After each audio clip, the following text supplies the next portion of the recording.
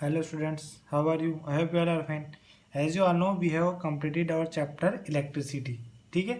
So today what I will do today I will discuss important concept of electricity. ठीक है? तो chapter आपका basically complete हो गया है. बस हम कुछ important concept जो थोड़ा छूट गया था उसको हम डिस्कस करने वाले हैं.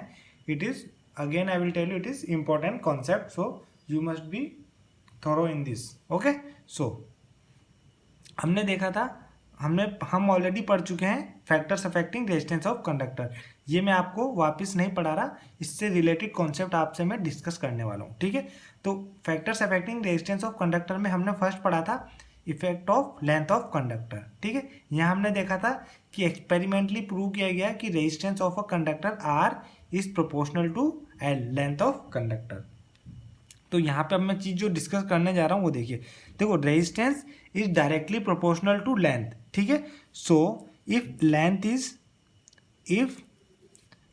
लेंथ इज डबल्ड, अगर आपने जो लेंथ को डबल किया तो क्या होगा, रेजिस्टेंस भी डबल हो जाएगा. ठीक है, जो आपका रेजिस्टेंस है वो भी डबल्ड हो जाएगा. क्यों हो जाएगा?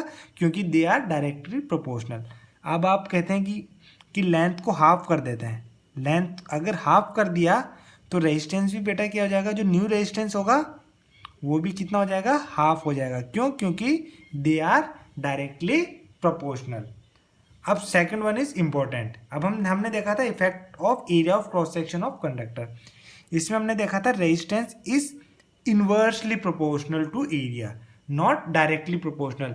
रेजिस्टेंस एरिया के डायरेक्टली प्रोपोर्शनल नहीं है, resistance is inversely proportional to area.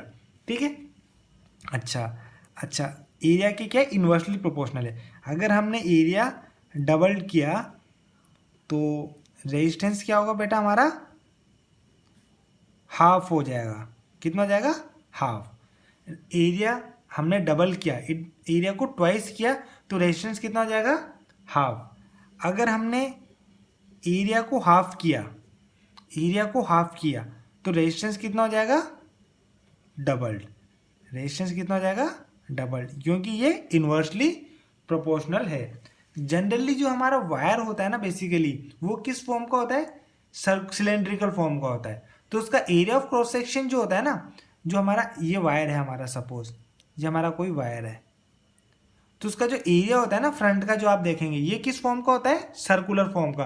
तो इसका सर्कुलर फॉर्म का एरिया कितना होता है बेटा, पाई आर स्क्वायर. ये आप 9th क्लास में ऑलरेडी पढ़ चुके हैं. ठीक है, तो area of circular sheet is pi r square. तो वायर किस फॉर्म का होता है, ये क्रॉस सेक्शन एरिया सर्कुलर.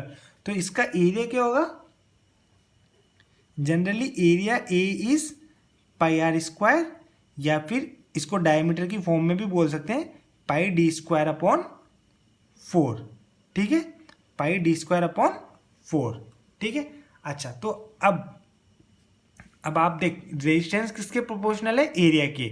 और एरिया क्या होता है, पाई आर स्क्वायर या पाई डी स्क्वायर अपॉन 4.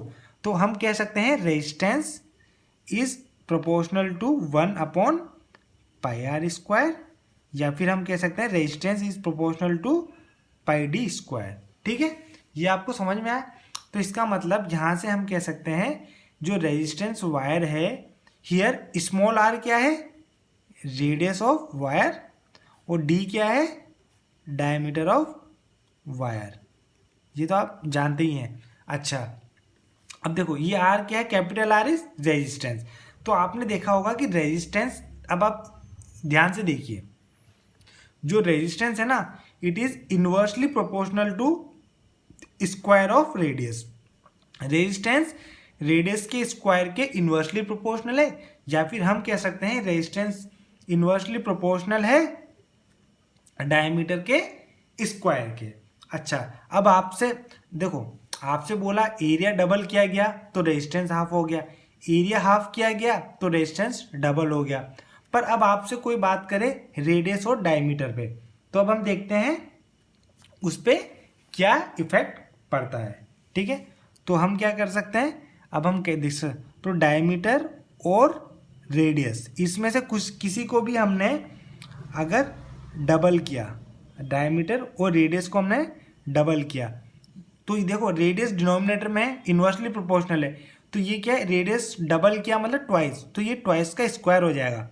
तो जो रेजिस्टेंस होगा ना बेटा वो कितना होगा, 1/2 का स्क्वायर, इट मीन्स 1/4 टाइम्स हो जाएगा। रेजिस्टेंस क्या होगा आपका, 1/4 टाइम्स हो जाएगा। अब आप क्या करते हैं, डायमीटर और जो रेडियस है ना उसको क्या करते हैं, हाफ करते हैं। हाफ किया तो रेजिस्टेंस कितना हो जाएगा,